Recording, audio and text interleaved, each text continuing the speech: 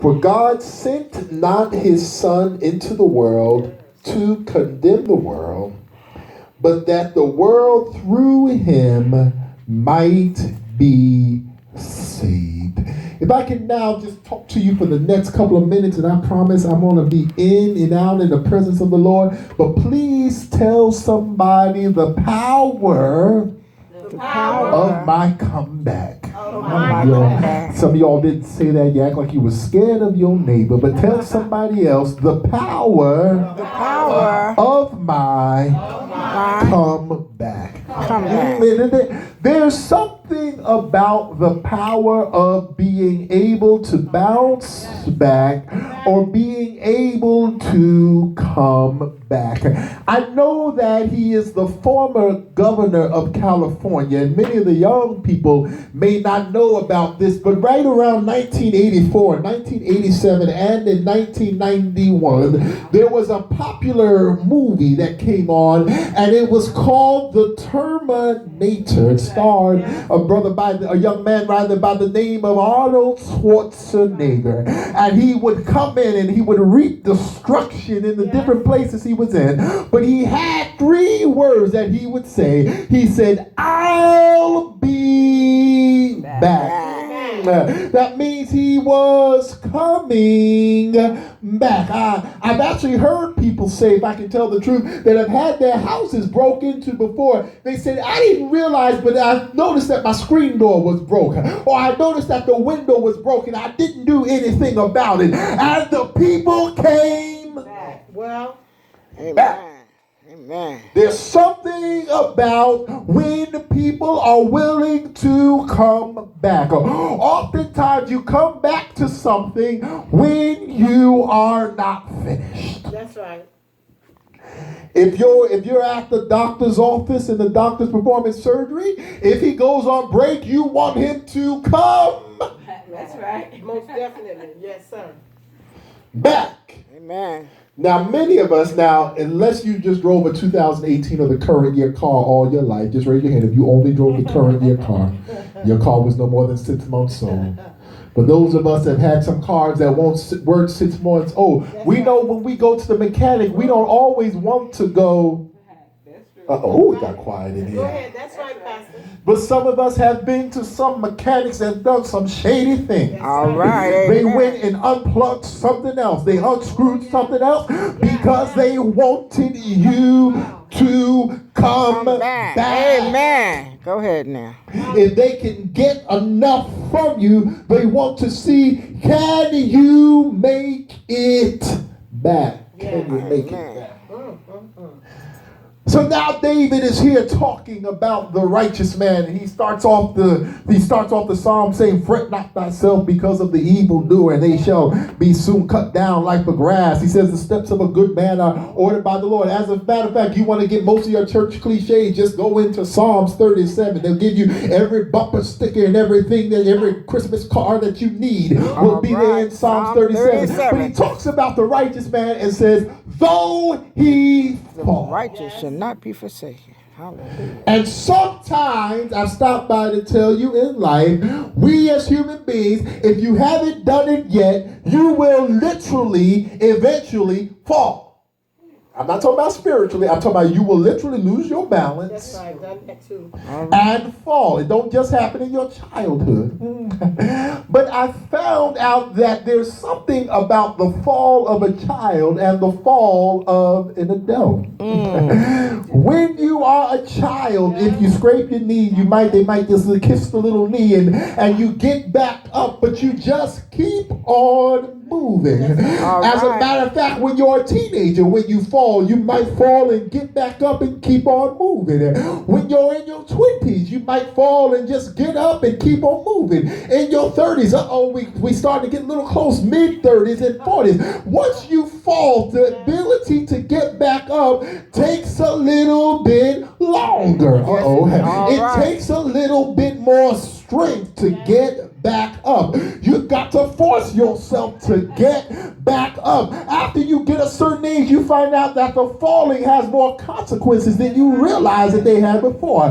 When you were a child, if you fell on Monday, you didn't feel it on Tuesday. But when you are adults, you might feel fine on Monday. But Lord, you go to wake up somewhere on Tuesday morning and you still feel the effects of your fall yesterday, the effects of your fall last week. I've had it happen to me. Amen. Amen. I fell and I felt good. I said, oh, good, I must be fit and everything else like that. But Lord, when Tuesday and Wednesday and Thursday came, the soreness was all in my body. Your body reacts differently to the fall. Amen. But I stopped by to tell you, all of us fall. Amen. Amen. Amen. And if you haven't fallen, tell somebody your fall is coming. I'm just telling you the truth. If you haven't fallen yet, I stopped by to tell you your fall is coming. So all of us fall physically, but not just physically, spiritually. All of us make mistakes. Amen. Amen. That's right, Pastor. Doctors make mistakes. Amen. Yes, sir. Lawyers make mistakes. Now, those mistakes can cost you prison time. Big Those time. mistakes can cost you your life. They can Amen. cost you your sight. They can cost you your vision. But they Amen. still make mistakes. Yes, they do. Amen. The greatest scientists make mistakes. The All stuff right. they told us was true 20 years ago, they come back and say, we're sorry, that's not true anymore. Yes, they do. People make mistakes. Your bank makes mistakes. Comcast makes mistakes. PSC&G makes mistakes. Verizon, AT&T, T-Mobile, Sprint, all of them make mistakes. Amen. Yes. Amen. That's right. Mistakes will happen. Hallelujah. So the first part is that though he falls, so he's saying that the righteous man at some point in time is going to make a mistake. Amen. Amen.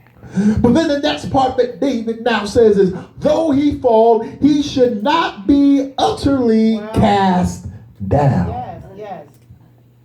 So now the next part of the fall is, now that you've fallen, you're on the ground. That's right. Amen.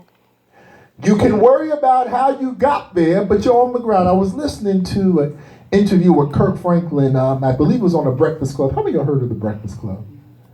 Amen. Thank you, Staval. Amen. Thank you, Shirley. They made me feel. Thank you, Lord. Amen. Some of y'all go to the rock and roll station once in a while. But there's a show called Steve Harvey Morning Show is a popular show, but one of the second popular morning shows is the Breakfast Club, and it's a morning show that comes on in the morning. They were interviewing Kirk Franklin, and he was talking about religion, and his latest album is called Losing My Religion. A lot of church folk got upset with that title, Losing My Religion, but he talked about what we do as religious people. He says that when you are in trouble and somebody saves your life, you are eternally grateful to them. That's right. Amen. If that person literally saved your life, if a car was coming and they knocked you out the way, you will do anything for that person because you are grateful they saved your life. Amen. That's right. If somebody's drowning and someone rescues them, they're grateful. That's All right. right. But he said, suppose somebody was drowning, we looked at them and told them, swim harder, paddle more, Yes. more to the left. Now, I'm trying to teach you, I'm trying to build you. More to the right, more to the left, move it over, more to the right, paddle. You should have learned how to swim.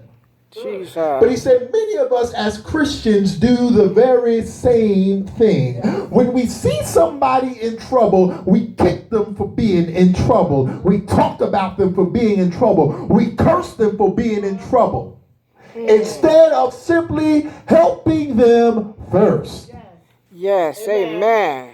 And sometimes you need somebody to help you first and tell you about it later. Amen. That's right. Amen. Amen. Lord, have mercy. So I'm going somewhere with it. So he said, though he fall, he should not be utterly cast down. So if I can take, before I talk about what God does with us, we have to be careful casting down others because they fell. Amen. Amen. I just said that all of us at some point will fall. In other words, all of us at some point will mess up. So we got to be careful of getting upset at others for doing the very same thing that we either have done That's right. or will do. Hallelujah. I'm going to say it again. Either we have done it or we will do. You might say, I may not have sinned like them, but the Bible declares all have sinned. And how many people know sin is sin? Amen. Fall short of the glory of God. Amen. So we look at others and we look at the mistakes and we look at the things that we have and we cast them down. We are living in a hypocritical, unforgiving society. That's right. Amen. I'm telling you the truth now. That's right. Tell it like it is. We get so upset we watch TV. This one did that? Oh, Lord. Jesus. I thought they read their Bible every night when they finished being on TV. I can't believe that. I am so shocked it happens again. Not this one. It happens the next year. Not that one. It couldn't have been them. Oh, Lord, have mercy. But Lord, have mercy if they followed you home. Lord, have mercy. Tell it like it If they is. went back to your house. All right. If they tape recorded all of your telephone conversations. If they tape recorded you at the house, what would they see? Well, Hey. So all he fall, he should not be utterly cast down. Amen. And the word cast, to cast there, when you cast somewhere there, when you cast, you command them to stay in the same place. And God is saying to us that just because I fall, he does not command us to stay in our mess. yes. Amen. So David said, though he fall, he should not be utterly cast down. Scream at somebody and say, you don't have to stay there. You don't have to stay there. Listen to this. I've learned that. I don't care how I got where I am. I hear the Lord talking to me now. I don't have to stay where I am. It may not be my fault that I got here, but it's certainly my fault if I stay stay there. here. Amen. It's All raining right. outside now. I didn't cause the rain. I didn't speak like Elijah and pray to the Lord this morning and say, send rain. But if I go outside and stand out there with no umbrella and come in and say, the devil made me wet, then there's a problem. Yes. Amen. Amen. If I choose to stay in where I am, the fault becomes mine. And I stop by to tell you, it may not be your fault how you got there, but it's your fault for staying there. All right. Amen. If there's trouble, one thing about me, I'm not a person about a lot of trouble and things going on. If I'm somewhere and they're fighting, I'm gone. I ain't pulling out my camera. I'm not doing nothing. I am gone. I don't stay nowhere. That's just me personally. I'm not staying where about a bunch of look like all blankets about to rise where I am. I got to leave. I got to get out. I don't like a lot of confusion where I am. Amen. Amen.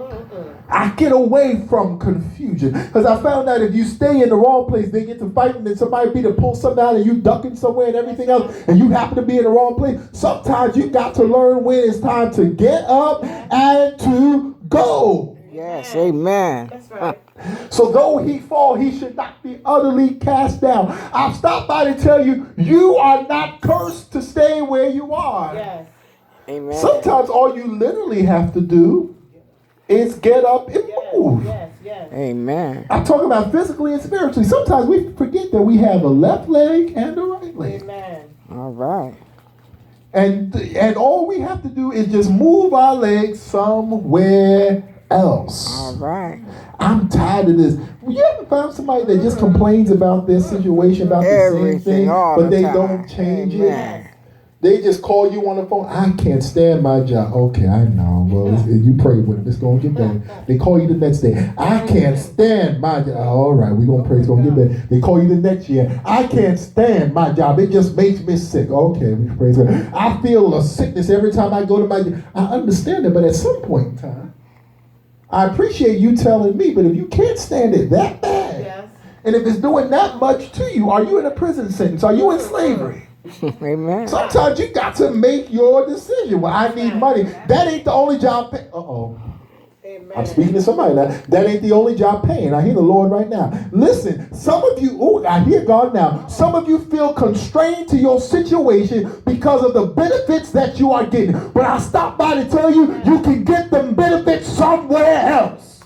Amen. That friend that might be helping you, you can get somebody else to help you. That little bit of peace you think that they're giving you, you can get it somewhere else. Just like other jobs pay, I can find happiness somewhere else. All All right. Amen. That's right. Sometimes you think where you are, you got to deal with that mess because it's the best that you can do. That is not the truth of the matter. When you go shopping and you don't like the prices, you don't just put the stuff on the register. Then you crazy. That's right. You put that stuff back. I've done it.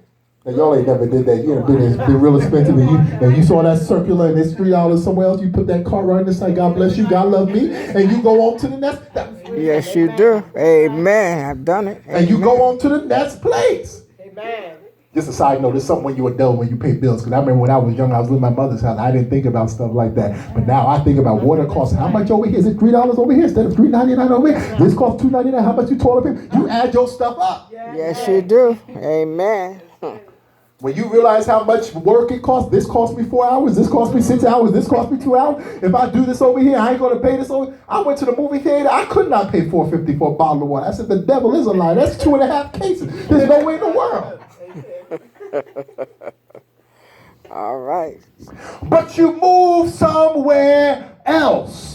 So many of us are staying in the same situation because of the little benefits that you can have. But you can do better somewhere else. I don't have to stay where I am. I can tell somebody I can do better. I can do better. So though he fall, he should not be utterly cast down. For the Lord. This is the next part. For the Lord upholdeth him with his hand. So even though sometimes he falls, I've stopped by to tell you that, listen, it could have been a whole lot worse. That's right. Amen. We become complaining people. We've learned to come to church and we've learned to complain. We've learned to complain to God about how bad our day is. We've learned to walk into the church and complain to God how much we're going through. Complain to God how the devil's been beating us up all week long. Complain to God, just complain. It's interesting how that goes completely against what David said. He said, enter into his gates with thanksgiving. As a matter of fact, even if I was going through, I'm being disobedient, coming into church, telling God, if truly he knows everything, when I got to come in here and complain to him the whole time I'm in church. I'm desperate. My life is messed up. My life is torn up from the pieces. I wouldn't be here if I wasn't going, no. Then there's a problem. I'd be here because I'm not going through. I'm grateful because I'm not going through. So the Lord upholdeth him. In other words, he provides a layer of protection where he doesn't really even know how bad it is when he falls. Amen. Because without that protection, it could have been a lot worse. Amen. That's right. Because I talked about getting up from falls. But there's some falls that if you fall, you can't get up from. If you fall bad enough or you fall hard enough, I'm talking about some serious falls. If you fall off a building, you can't get up. You just can't. But when you have something to protect you or to make your fall not as bad, he says all you've got to do is find the strength to get back up. So I'm close. I told you I wasn't going to be before you long in the presence of the Lord. The power of my comeback. Amen. Do you have the strength to be able to come back from this? Wherever you are in your life right now, however long you've been there, staying longer is not going to make it better. I stopped by to tell you, sometimes you've just been there long enough. Amen. We think if I stay a little longer, it's going to make it better. No, it's not. They're going to look at me. The first question is, who is they? I'd really like to know who they is. All right. They're going to talk about me. But you know what? Yes, they will talk about you. No, you are absolutely correct. They will talk about you. But they're going to talk about you regardless. I'm just telling you life. If you're doing good, they're going to talk about you. If you're doing bad, they're going to talk about about you. You go left, they gonna all those folks that say you should have went right gonna sit there and say you should have went right. You went right, all the other folks that said you should have went left are gonna told you should have went left. You went north, all the folks in the south are gonna tell you that you should have went south. You went south, all the folks are gonna tell you. Folks will always have an opinion. That's right. But usually the folks with the opinion are the folks that ain't helping you. Ooh. All right. Amen. There's another sermon, I'm not going to preach it now, but the power of the opinion. We give opinions so much power. Amen. I don't want them to talk. Let me tell you, if anything, and I got talking to me too. I'm going to talk to everybody in this room, including the pastor. If your goal for doing anything is so they won't talk, you might as well stop now. Because they going to talk. Yes, I'm telling you, if you are doing anything in your life so they won't talk, you might as well stop now. Amen. Because guess what? They're going to talk. Amen. They'll talk about a billionaire and say you should have 2 billion. I'm telling you, if they are going to talk. If somebody's not satisfied with themselves, what makes you think they'll be satisfied with you? If somebody ain't satisfied with themselves, what makes you think? So we've got to deliver ourselves from the opinion of others. Yes, amen. Wouldn't it be a sad thing to stay in the same situation because you were afraid of what somebody else thought? You were afraid of what they thought. You are literally giving them more power than God over you. Yes. Amen. You are giving them, what do they call telepathy? You are letting somebody perform telepathy on you. Because if their opinions control their action, just like Bewitched, just like I Dream of Jeannie, they are performing telepathy on your life. I'm telling you, they're performing witchcraft. They're performing spells on your life. If you let their opinions control their actions, their words are literally controlling you like a puppet. Jesus. But I hear the Lord right now. I say, cut the strings. Tell somebody else, cut the strings. You done given too many folks strings. And there's one thing about a puppet master. Lord have mercy. A puppet master is one thing, but I told him, I hear God right now. Some of us have too many puppet masters. That's why you can't go anywhere, because one puppet master is pulling you to the left, and the other puppet master is pulling you to the right, and one puppet master is pulling your left leg, and the other puppet master is pulling your right leg. Cut the strings and let the puppet master go. Yes. Amen. Thank you, Lord. I no longer want to be moved by a puppet master. That's right. Moving everything that I do, checking with the puppet master, checking are they okay with it, checking with them. And the thing about the puppet master, sometimes the puppet master is worse than the actual person. Because the people's opinion that we care about, if you had a conversation with that person, they really don't care as much as you thought they did. Ooh, sometimes the battlefield is in the mind. Oh, I'm really breaking down? Right. Sometimes it's mental in your mind. Sometimes you really think they care. I've had folks do it to me. And I say, yeah, believe it or not, I really didn't care. I know you thought I did. I love you, but I wasn't thinking about you all day today. I'm just telling you the truth. No offense, but I had other stuff going on in my life. And the truth of the matter is, the folks that you think is really staring at you have other stuff going on in their life. So let the strings go. That's another sermon. I need to write that down. The puppet master. We need to let that go. Be controlled by God himself.